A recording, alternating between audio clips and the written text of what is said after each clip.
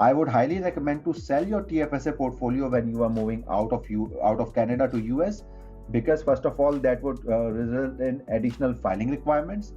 All the income that you are earning in TFSA will be taxable in US, but also the tax-free benefit that you had while you were resident of Canada, you would essentially lose it when you sell that stock because there is no deemed disposition. Take example of mutual fund. It is considered the very basic investment tool which is given to the beginner investors, but that innocent looking tool might be a huge problem for you when you are in US, because in many situations that would be considered as PFIG with additional reporting requirements, and that might be quite messy. People might think that as long as they file their 1040s, they are good enough from their filing requirements. But not just that, there are other requirements as well. You have to file some reports to FinCEN, which is a anti-money laundering unit of US, and you might have those requirements as well. Usually, if you are an ex-Canadian who have moved to US, you might have some accounts. There's a very high probability that you will fall under those thresholds, and you have to do those additional filings, which are in addition to your tax returns, and the penalties are quite. जी दोस्तों, welcome again. मेरा नाम है बहरोज़ और आज की video एक recorded podcast है जिसमें मेरे गेस्ट जो कि एक टैक्स एक्सपर्ट हैं, specially cross border tax expert हैं, एक्सप्लेन करते हैं कि किस तरह से आपको अपनी इन्वेस्टमेंट्स और इन्वेस्टमेंट अकाउंट मैनेज करने चाहिए from tax purposes when you are moving from Canada to US. इन अकाउंट्स में आ जाते हैं unregistered accounts, TFSA, RRSP, RESP, FHSA, इस तरह के जितने भी इन्वेस्टमेंट्स अकाउंट हैं उनकी टैक्सेशन किस तरह से मैनेज होती है जब आप कनाडा से यूएस मूव करते हैं। बिकॉज कनाडा में टैक्सेशन बहुत डिफरेंट है, यूएस में टैक्सेशन बहुत डिफरेंट है, और अगर आप क्रॉस बॉर्डर मूव कर रहे हैं तो टैक्सेशन ऑल टुगेदर बहुत डिफरेंट हो जाती है। इसलिए इसके लिए आपको एक क्रॉस बॉर्डर टैक्स एक्सपर्ट की ज़रूरत पड़ती है। मैं ख़ुद जो हूँ पर्सनली आमिर की सर्विसेज यूज़ करता हूँ क्योंकि मैं ख़ुद मूव किया हूँ फ्रॉम कनाडा टू यूएस, और इस सिलसिले में मेरी बहुत सी इन्वेस्टमेंट जो हैं वो कनाडा में थी और बहुत सी इन्वेस्टमेंट्स अब यूएस में हैं, और मुझे बहुत सारी क्रॉस बॉर्डर टैक्सेशन की इम्प्लीकेशंस होती हैं। So I find Aamir an expert and I seek his services all the time. By the way, अगर आपने भी आमिर की सर्विसेज को सीक करना है तो आई हाईली रिकमेंड आप जो है वो एक proper cross border tax expert के पास जाएँ जिस तरह के आमिर हैं। इनका मैं कंसल्टेंसी लिंक छोड़ दूंगा डिस्क्रिप्शन ऑफ दिस वीडियो में, you can check that out. Mind you it is a paid link, but अगर आप वो लिंक यूज़ करेंगे तो आपको 30% डिस्काउंट मिलेगा, प्लस जो भी आप पे करेंगे वो अमाउंट आपकी यूज़ हो सकती है as a credit against the eventual services that you will seek of him with regards to taxation. ना एक आखिरी रिक्वेस्ट पॉडकास्ट में आगे जाने से पहले, विच इज़ कि अगर आपको इस वीडियो से थोड़ी भी वैल्यू मिले तो प्लीज़ लाइक का बटन ज़रूर दबाएं, और मोर इंपॉर्टेंटली सब्सक्राइब का बटन ज़रूर दबाएं। इस चैनल पे मैं और मेरी वाइफ बतूल कंटेंट पब्लिश करते हैं with regards to how you can move to North America, how you can settle here, और मोर इंपॉर्टेंटली किस तरह से नॉर्थ अमेरिका में एक सक्सेसफुल लाइफ गुजारी जा सकती है। अगर ये सारी चीज़ें आपके लिए इंपॉर्टेंट हैं तो please make sure you subscribe to the channel as well. Now without further wait, let's get rolling into the podcast. Thank you, Amir. Thank you for joining again. So, in today's video, what I would want to touch upon with you is the treatment of key investment accounts, especially when there is investment in equities and bonds that I have in Canada and I'm moving to US, for example, and that's what happened with me as well. So there are certain accounts where I had some investments, call it TFSA, call it RRSP, RESP, and the newly created account FHSA as well, although I didn't have any investment there because it's pretty new and I moved before that. Plus there is unregistered accounts as well, the investments that I have in equities and bonds, which are in unregistered accounts. So I want to understand the treatment of those accounts, those investments, once I move to US. So what happens at the time of exit, and once I move to US, how would these accounts be treated if they are still alive, and what is the guidance with regards to managing these accounts? So, but before going into all these details, if you can quickly introduce yourself, why are you the right person? Because I use your services, I use your advice a lot in these matters because I've moved myself from Canada to US, and I seek your services. But it would be nice to hear from you. Why are you the right person to talk about all this? And then we'll go into the questions specific to all of these accounts. So over to you, Amir. Thanks, Barrow. So, for your viewers, my name is Aamir Jewani, and I'm an accountant and tax consultant. Particularly, my niche is cross-border taxes, because we do taxes both in Canada and US. So that's where we can provide a value addition to our clients, especially those clients who have some part of their tax obligations in US or Canada, or they want to claim some tax credits or something like that. That's where our advice can come really handy. Generally, we operate in Canada, US, and UAE, and we provide tax services to individuals as well as businesses, plus bookkeeping, payroll, company formation, and all that stuff. Thank you, Amir. So let's start rolling into it. So first question is related to unregistered account. Let's say I have some investments, some stocks that I have purchased that are in the unregistered accounts. There is capital gain there, unrealized, plus there is dividend income that I earn in that account as well. So when I'm leaving Canada, how should I treat that account, and then how is that account treated in US? Okay. So, like many other assets, unregistered accounts will be subject to your departure tax. So, when you are leaving, as we discussed in our earlier videos, that when you are leaving the country, and if your total fair market value of your assets is more than $25,000 in total, then you need to file a form in which you declare all your assets worldwide and their market value. And then some of them are excluded from the departure taxes, but your unregistered accounts would be the ones which will be subject to departure tax. So that would be based on whatever is the capital gain on that date. So basically, government will assume that on that date, when you became non-resident, you sold those shares and immediately bought them again, which is called deemed disposition. So whatever comes out as per the tax laws as your capital gain, you will pay tax on that. And because you pay tax on that, when you move to Canada, when you move to US from Canada, from US perspective, that's your starting point. So if you bought something for $10 on the date of becoming non-resident, that was, let's say, 15. So your $5 was the capital gain, and then there would be some part of it which is taxable capital gain. You will pay tax on that. But from US perspective, now your starting point is 15. Your cost is 15, and then let's suppose you sell it for 18, then 3 is your capital gain in US. Okay, got it. Very clear. So whatever is the price of your stocks on the date you are moving out of Canada, you assume that on that price you've sold, and then you pay taxes based on the capital gain, as you said, from 10 to 15. And then 15 becomes the new cost basis for any future capital gain that may happen that you realize when you're in US. So this is very clear. Yes. So which is, let's say if the stock moves from 15 to 20 while you're living in US, then you only have to pay tax on that $5 capital gain, not the $10 starting from 10. Second is, what if you are earning dividend income eh, on your equities or stocks or interest income in the unregistered account? How is that treated once you are in US? Okay, so once you are in US, assuming that those dividends, or I mean those stocks are held with a brokerage in Canada. So when you move out of Canada, you will tell them that you are a non-resident. And once you tell them that you are a non-resident, and particularly that when you are a US non-resident, they are, so generally speaking, for now ignore about US. So generally speaking, when you tell any financial institution that you are a non-resident, they are supposed to withhold 25% of whatever income you are getting. So that's a general rule. A non-resident getting any income, the payer who is Canadian must deduct 25%, which is called withholding tax, pay it to the government, and pay remaining amount to you.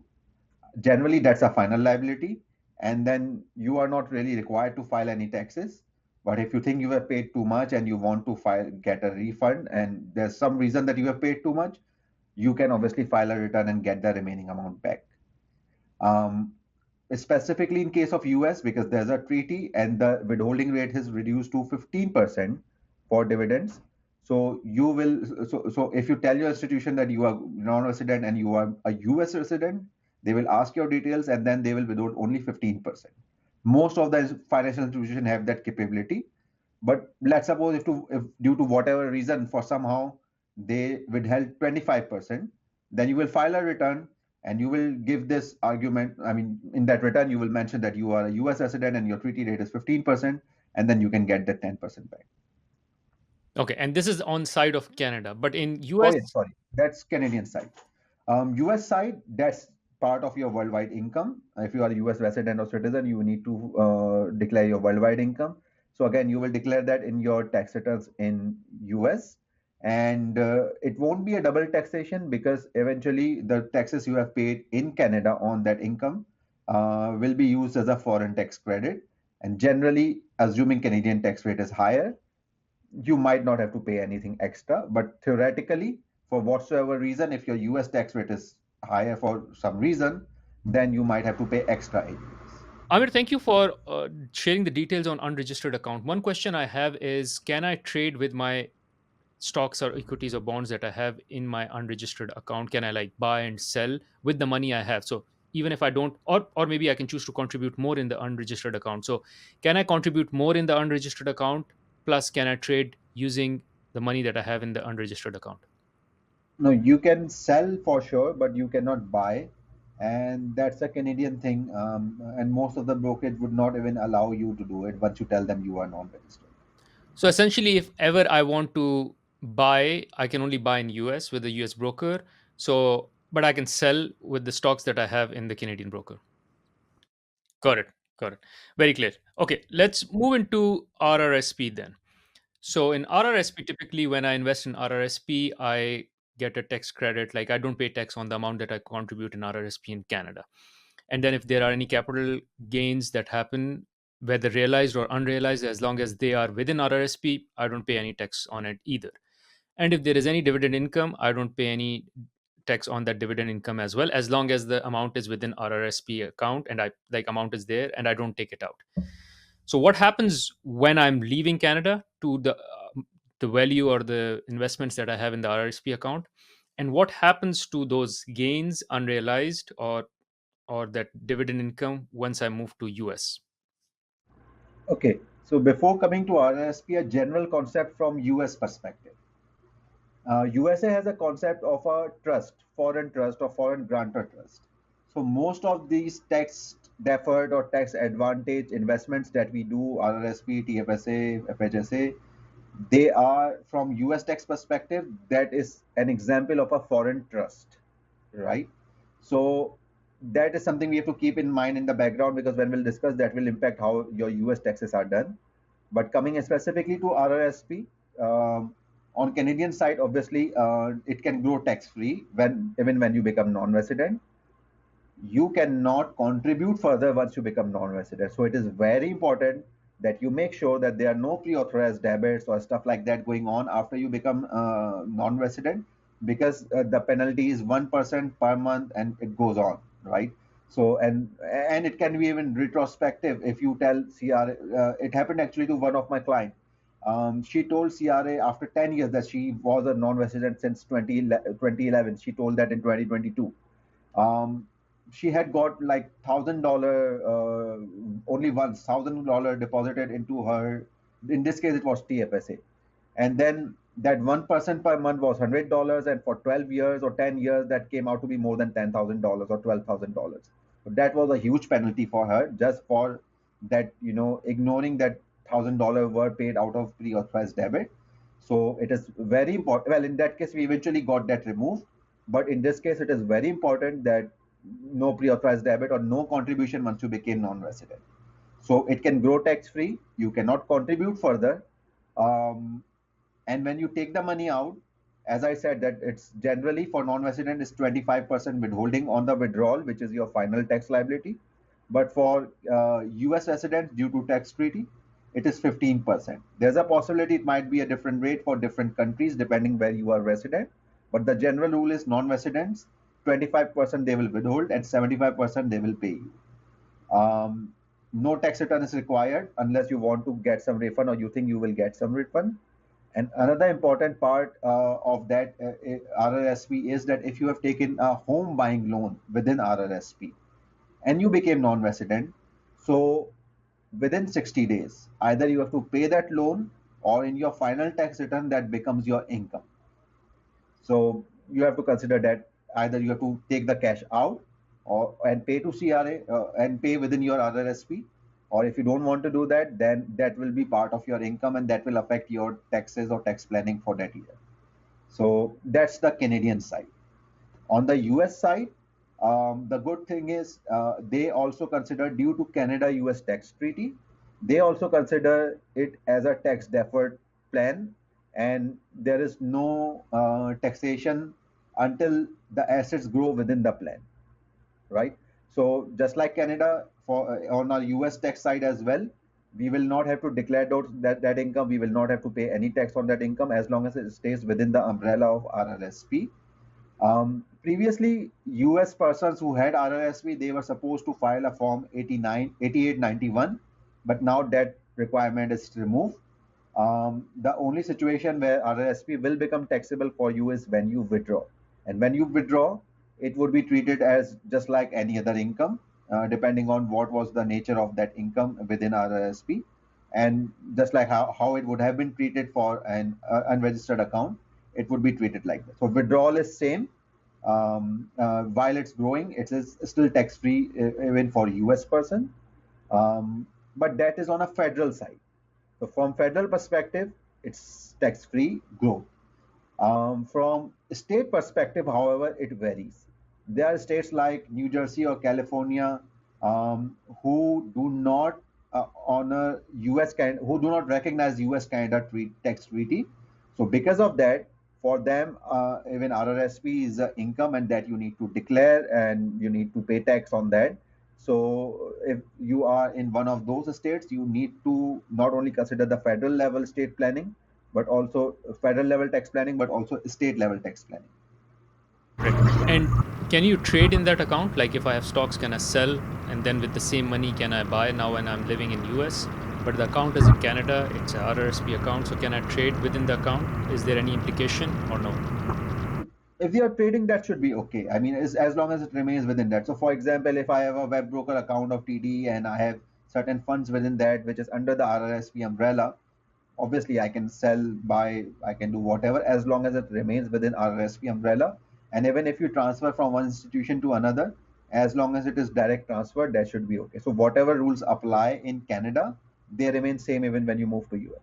And in case of the states where it is not recognized and there might be state tax implication, what is the advice? Like what happens to my RRSP? Like should I close it, sell it off, or should I keep it? Will there be deemed disposition on it as well? Because if there is deemed disposition, it's still not bad.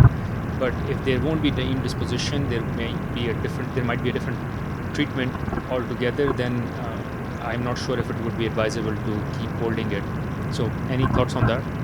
Okay, if you are moving into one of those states where they don't recognize the treaty and RRSP is taxable, more often than not, we will suggest to liquidate the RRSP. And the reason is for your non-registered investments, you still have a foreign tax credit available because you would have paid some tax in Canada, right?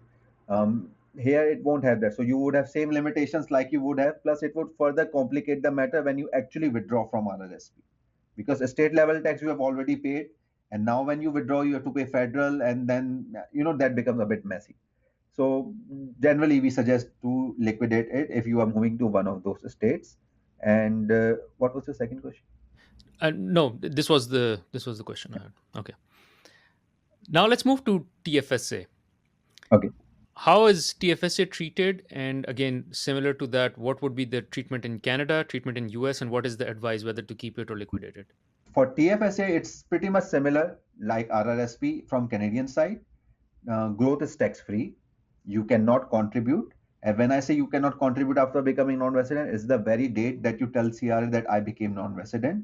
If you tell them 15 March 2024, I'm non-resident, then from that date onwards, you cannot contribute. You can withdraw money from TFSA, obviously it's tax-free from Canadian perspective. But and that will add to the room. So the room available is, let's say 5,000, you withdraw 2,000, your room is now 7,000. But unfortunately, you cannot use that room again until you become a resident again, because contribution is not allowed. Another thing is that for the years you were a non-resident, your room will not add up generally. Like every year, that contribution room increases because every year they give an amount 5,000, 6,000, 6,500. So that does not apply to you in those years. And that is where we see a lot of errors or penalties, because you moved to US, you remained there 3 years, you came back again. Now you went to a financial advisor, which was a different one. They didn't know about your history that you were in US. You didn't tell because you didn't think it was relevant, and they calculated your room based on all those years. They just asked you when you came to Canada or when you became resident. You said 2020, and then they calculated everything. But the fact that you were not a Canadian resident for 2 years, you should not have included that. So that's a very common mistake we see on the Canadian side, but that is the situation when you have become a resident again. That is something we should keep in mind. So that's from Canadian side. From US side, as I mentioned in the beginning of the video, that all these tax advantage investments are considered a form of a trust, because just like trust, um, in trust, the investments are within an umbrella and you have some control on it, but not the complete control on it. So that's why they are considered as a foreign trust and often a foreign grantor trust from US tax perspective, right? So it was not a problem in RRSP on federal level because that was recognized as a tax advantage vehicle and they were recognizing it. But in case of TFSA, neither federal nor state level taxation recognize TFSA as tax advantage plan. So that would mean, first of all, the income that you would earn under that TFSA, whatever is the growth, that will be taxable in Canada or in US. That will be taxable in US. So income you have to report, you have to pay tax on that. That's the major thing. And obviously, when you pay that on that income, then that's done. From another thing you have to consider is that not just income tax is one consideration. Obviously, that is a bigger consideration, but additional reporting will also be required because now that it is considered a trust, there are additional reportings like Form 3520 and 3528 that you need to file, which are for a foreign trust, and they are not easy forms. They have a lot more information that you need to provide, and most of the time, people who are holding TFSA might not have that information even easily available. Yes, you can get it from your broker in other places, but then that's additional compliance, additional cost, and if you miss it, additional penalty. So normally, if people are moving out of Canada to US, we suggest to liquidate their TFSA because it defeats the purpose of holding a TFSA. It's not tax free for you anymore, so doesn't really help that cause. Got it. And what about the capital gains once I'm in US? So I didn't close the account, I keep the account as is. And in Canada, if there is capital gain, trade within the Yeah. account. I don't pay any tax on it, and I can take out the money tax free. What happens if there Yeah. are capital gains when even when the money is within the account, there is capital gain within the Mhm. account? What happens? Okay, so unfortunately in capital gain you don't get a step, just like in RRSP you do get a step up. Here you don't get a step up. The reason is step up is there when there's a deemed disposition. In this case, there was no deemed disposition, so there is no step up, which means that if you bought something for $10, when you moved out of Canada, it was 15, and when you sold, it was 18. So it's a still $8 gain from US perspective, not three. Because in any other form of investment, it would not matter because you would have paid the foreign tax on that on the Canadian side that would have offsetted it, but that cannot happen here. So it doesn't really give any advantage if you plan to be there in US and holding the TFSA. So not just that it doesn't give any advantage, rather you lose all the advantage that you've built, right? So let's say I had $10,000 I invested in TFSA. Over the period of time I was in Canada, the money increased to become $50,000. Now Hmm. this all 40,000 gain is tax free. I can take it out. But if I choose not to take it out, I move to US. Now if the if the if the investment doesn't move at all, like if it stays at $50,000, and if I have to liquidate it, I have to pay capital gain tax on those $40,000. So those $40,000 that were cap tax free till the date I moved out of till the date I was in Canada, they were tax free. The day I move out of Canada and I have not liquidated TFSA account, I have to pay tax on it. So I lose all the benefit that I've gathered over the years. From day one. Which means I think the Uh, advice would be to liquidate TFSA then. Yeah. What some people do is, if they really want to keep those keep those stocks or whatever it is, what some people do is they sell it just before becoming non-resident and buy it again. It's tax neutral from Canadian perspective using their same contribution room. Obviously, you have to follow the contribution room rules as well. So somehow you have to place it somewhere around end of the year. But that's what some people do. So that's how they kind of instead of deemed disposition, they kind of actually dispose it and buy it again. So that from US perspective, it is a fresh stocks or whatever it is. But in that also you have to consider US has what is called washout rules. There are rules for the stocks that if you just buy and same stock within certain period of time with certain conditions met, they assume that you have never sold it. So you have to not just you have to see the Canadian side of it, you have to see the US side. Got it. Very clear. Thank you. Now let's move to RESP. Hmm. How is RESP treated up till the time I am in Canada? So on my date of exit, and then how does it get treated? Any capital gains and income in RESP? And then later I will also ask you about how to make use of RESP with whatever funds are there. But for now, let's talk about RESP the day I'm leaving and RESP after that. Capital gains and income. Okay, when you are leaving when you are leaving Canada, RESP is again one of the excluded portion, and you won't pay any tax on that, any departure tax. Once you have left Canada, so let's talk from US and Canadian perspective. From US perspective, that income is again taxable, just like TFSA. They don't recognize tax-free nature of RESP, and just like TFSA, it is also considered part of a foreign trust. So all those reporting requirements will be applicable. um, Distribution from RESP, whether that is for educational purposes or not, it is taxable to beneficiary or the subscriber, depending on who IRS deems to be the owner of income. So just to clarify, in case of RESP, if I'm contributing the money, I'm subscriber. And let's suppose if that money is used for my kid's education, he is the beneficiary. So from US perspective, IRS will decide who is owner of the income and then they will tax that person. Even in Canadian perspective, assuming you are not a Canadian non-resident, if you live in Canada, you have an RESP, and when you use that RESP for your kids' education, it is still taxable. I'll come to the specific parts, but it is still taxable, and but it is taxable to the kid. But it is assumed that the kid will have tuition credits for that education, plus that would be lower income, and he would take that money out over the period of 4 years. So net would be too less, and then there would not be any tax implication. But theoretically, it is taxable to the beneficiary. So same treatment is there in US side as well when you take the money out.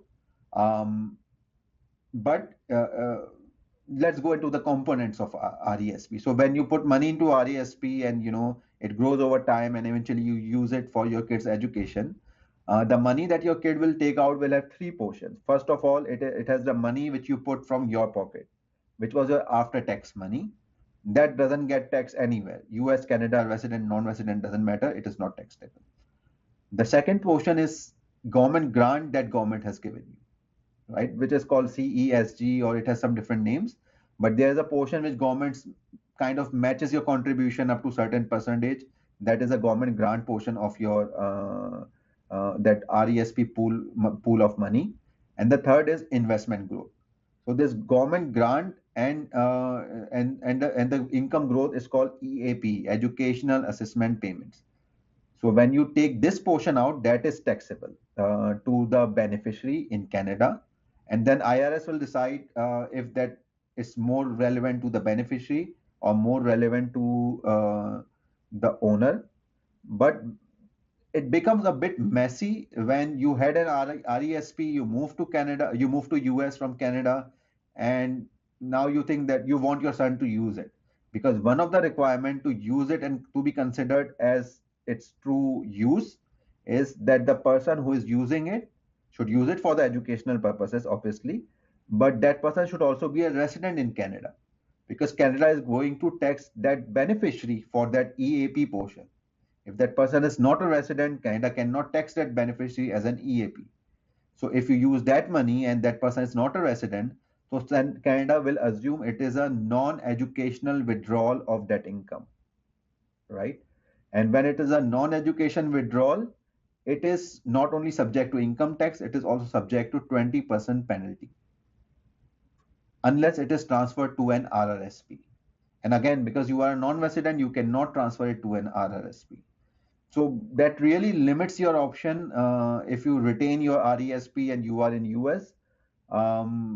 Obviously, we are not financial advisors, Probably financial advisors can give you more strategies into that, but from tax perspective, um, it's difficult logistically to utilize RESP for its actual purpose because of that residence requirement.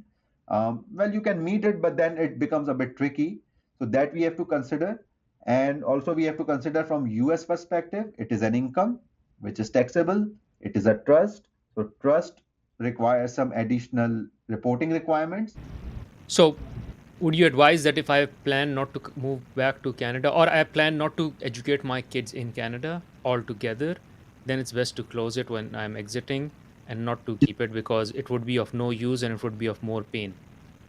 Yes, because see, if we look at overall, um, I would say sentiments or mood of US tax over last 6, 7 or 10 years, it has become a very harsh in terms of foreign assets, foreign investments, foreign passive investments, right?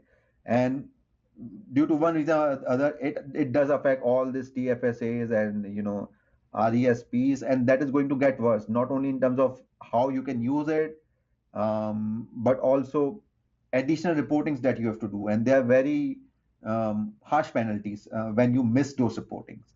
And it's very easy to forget because a lot of people would think, oh, TFS is not taxable.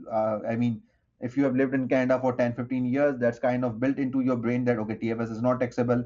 I don't even declare it in my T1. And then when you go to your local tax person in US, he would ask, do you have any investment? You might not even think of TFSA because for throughout your life, 10, 15 years, you were in Canada, you never declared in T1. You don't thought it as something that needs to be declared.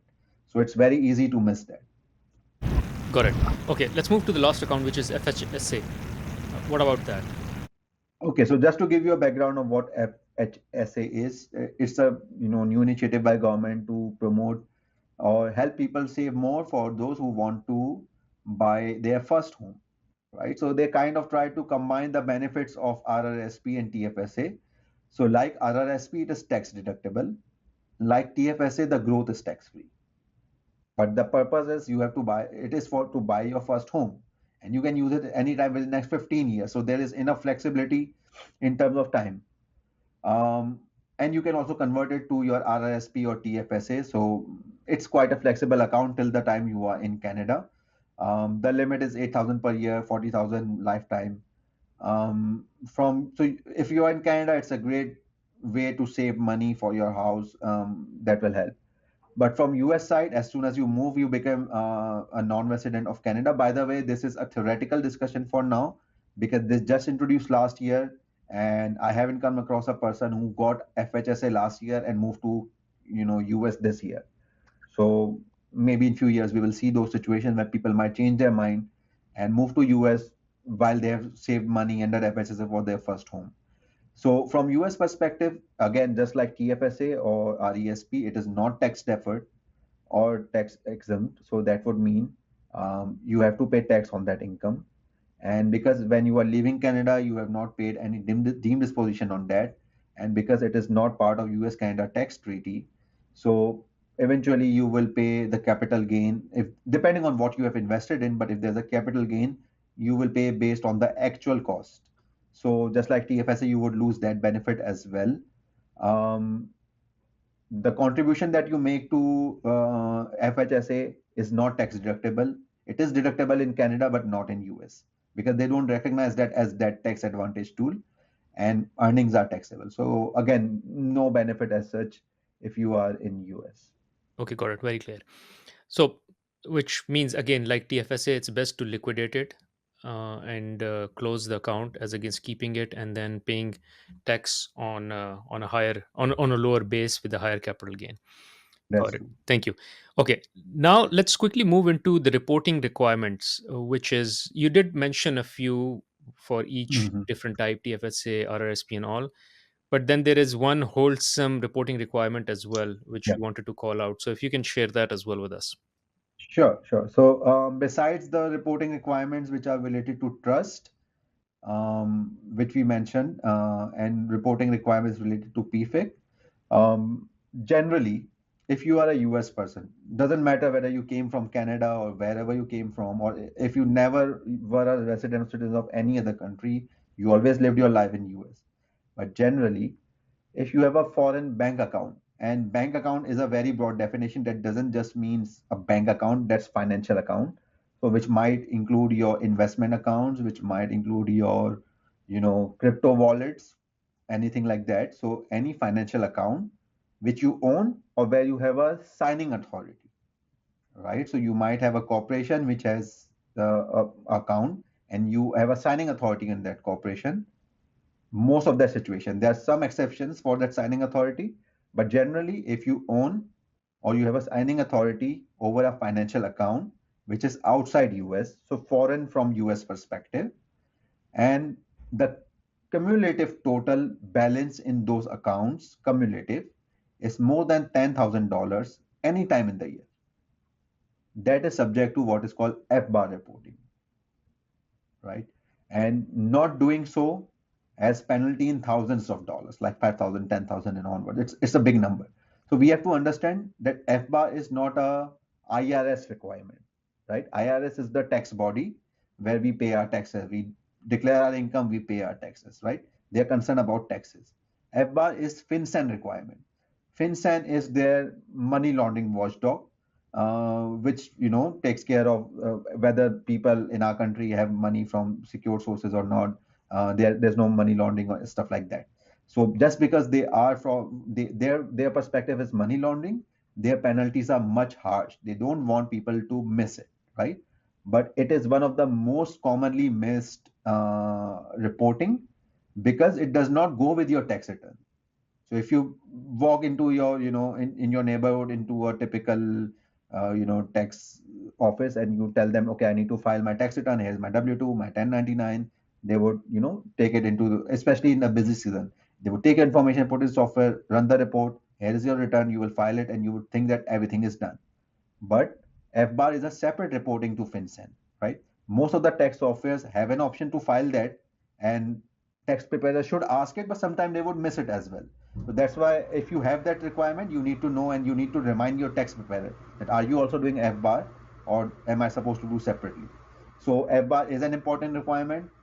Financial accounts more than $10,000 aggregate, and if it is aggregate more than 10,000, then you need to declare all your financial account, not just those which were above 10,000, but all your accounts. And it is a bit detailed. You have to mention even the location of the bank, where it is, the branch location, account number, and stuff like that. So it's quite a, I would say, intrusive report. You need to give a lot of information. So coming back to our context, where we are talking about the people who have moved from Canada to US, 10,000 US dollar is no big deal, right? Most of the people will have that one way or the other, especially if they are maintaining a house which is, rented, or some reason they might have it. And the requirement is, even if that was there for one single day, you have to do it. So, if you think that you have sold everything in Canada and you have moved to US, but for one day, because you sold your house, the money moved through your bank account, and then you transferred to US, still it's more than $10,000, right? So that is one important requirement that you have. And again, it has same deadline as your tax return, 15 April, and with extension 15 October. But that is separate from your tax return. So it is advised to the viewers that you should ensure that that is done. Another requirement is Form 8938, and that form is part of your tax return. It has a different threshold, and the threshold depends on two factors: what is your filing status, and whether you were living in the US, or you were living outside the US. For example, if you were living in US, you were married, filing separate or single, the requirement is $50,000 on the last day, or $75,000 anytime during the year. Okay. If you are married filing jointly, the requirement is 100,000 on the last day, or 150,000 any time of the year. That is for people living in US. So if you are living in US and any of your foreign account had this much of movement or balance, you have to file that additional form 8938, which is part of your tax return. And likewise, there are different numbers if you are living abroad, and which are much higher, because obviously it is anticipated that if you are living outside US, you would have more money in your account. So instead of 50 and 75,000, that's 200 and 300,000. And instead of 100,000 and 150,000 for married filing jointly, it's 400,000 and 600,000. Got it, very clear. And thanks for sharing all this, because I know this is very important. It happened to me as well. By the way, now I'm recalling, I think I only did it for my bank accounts and not for my investment accounts, the FBAR form. And maybe that is something that I will need to probably check with you after this podcast and get that done as well. Thank you, Amir. Thank you for sharing this. So the last part that I want to discuss with you is around mutual funds. So up till now, it's all about if I have investments in these registered, unregistered accounts within equities and bonds. That is one way of treatment. What if my investments are in mutual funds? Is the treatment same or is it different?